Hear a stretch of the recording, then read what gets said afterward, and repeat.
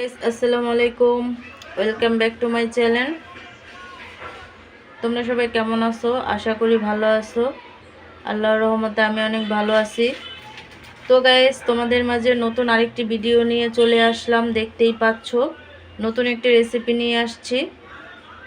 তো অ্যাকচুয়ালি নতুন না, কিন্তু আমি যেহেতু আজকে প্রথমবার বানাচ্ছি সেই হিসাবে আমার নতুনই। তো এখানে দেখতেই পাচ্ছ চাল ভাজা আছে। তো এটাকে দিয়ে আমি নাড়ু বানাবো। হ্যাঁ গাইস, নারকেলের নাড়ু বানাবো। তো এর জন্য চাল বাজছি। তো এটা আমি ফার্স্ট টাইমে করতেছি, যার জন্য আমার কাছে এই রেসিপিটা নতুন।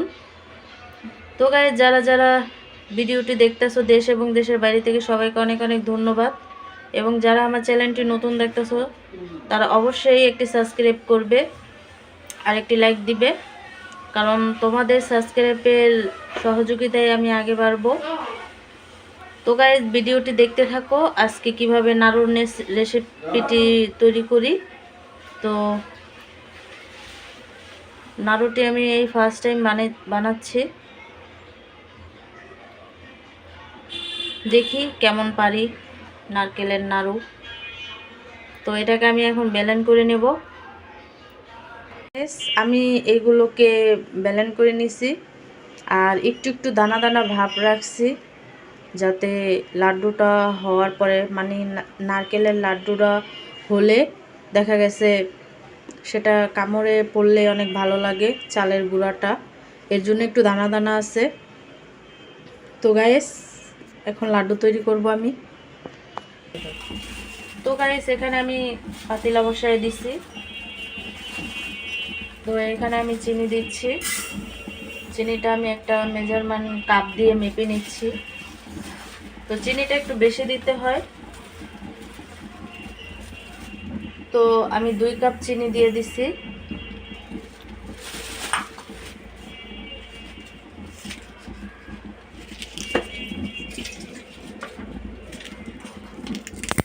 দিয়ে দিচ্ছি তেজপাতা, তোমরা চাইলে এলাচের গুঁড়াও দিতে পারো। আর দিয়ে দিচ্ছি একটু পানি।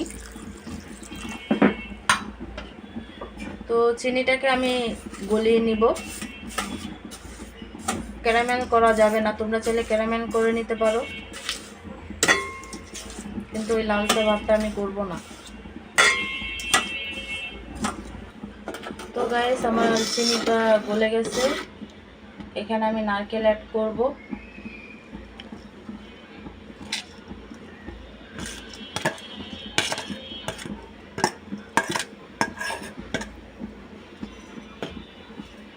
তো নারকেলটাকে ভালোভাবে এটার সাথে মিক্স করে নেব, যাতে নারকেলের পানিটা আছে সেই পানিটা একদম শুকিয়ে যায়। তাহলে নাড়ু যদি অনেক দিন রাখতে চান, সংরক্ষণ করে রাখতে পারবেন। আর যদি কাঁচা কাঁচা ভাবটা থাকে, তাহলে নারকেলটা বেশি দিন টিকে না। নাড়ুটা, নারকেলের পানিটা যদি থাকে, তাহলে আর নাড়ুটা টিকে না। আর যদি নারকেলের পানিটা শুকিয়ে ফেলান, অনেকদিন সংরক্ষণ করে রাখা যায়, কাঁচা ঘেরানটা যাতে না আসে নারকেলের।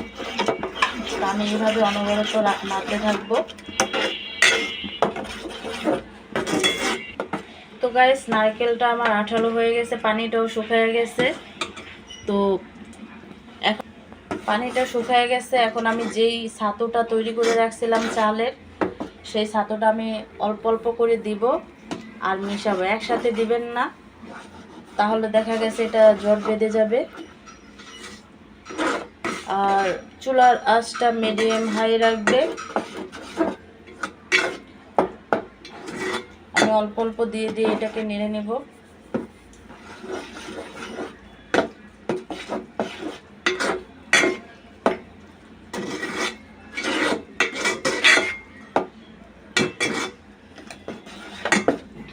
নাড়ুটাকে ভালোভাবে আঠালো করে নিতে হবে।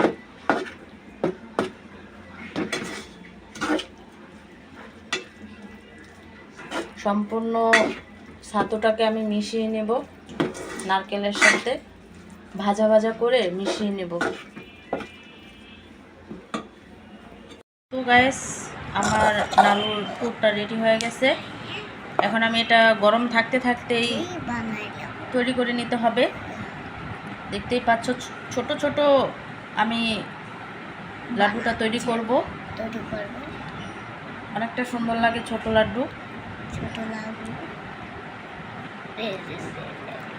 দেখতেই পাচ্ছ এমন সাইজের তৈরি করব সবগুলো, তাহলে অনেক ভালো লাগে। বেশি বড় করব না। তো এটি গরম থাকতে থাকতেই তৈরি করতে হবে, নয়তো ঠান্ডা হয়ে গেলে পরে চিনিটা ছেড়ে দিবে, গোল হবে না।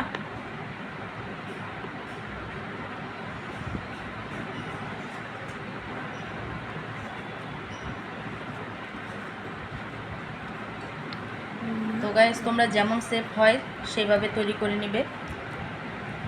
আমি গোল করে তৈরি করে নিচ্ছি, আর আমার এতটুকু সাইজই ভালো লাগে। তো এইভাবে সবগুলো তৈরি করে নেব।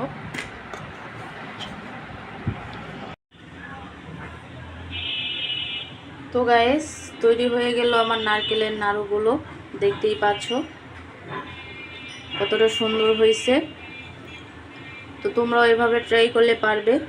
আমি একটু ছোট ছোট করে করছি, নারকেলের নাড়ু তো যেহেতু, সেই হিসাবে ছোট ছোট করেই করছি নাড়ুগুলো। তো দেখতেই পাচ্ছ সব কিছু পারফেক্ট হয়েছে আমার।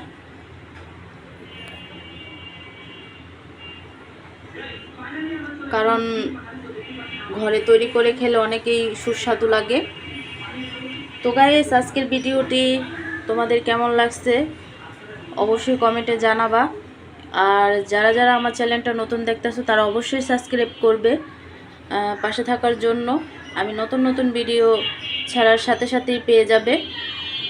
আর ভিডিওটি দেখা শেষে সবাই একটি করে, যারা সাবস্ক্রাইব করোনি তারা অবশ্যই সাবস্ক্রাইব করবে আর একটি লাইক দিবে, কারণ তোমাদের লাইকেই আমি আগে বাড়বো। তো আবার নতুন আরেকটি রেসিপি নিয়ে তোমাদের মাঝে চলে আসব। আজকে এই পর্যন্তই। আল্লাহ হাফেজ।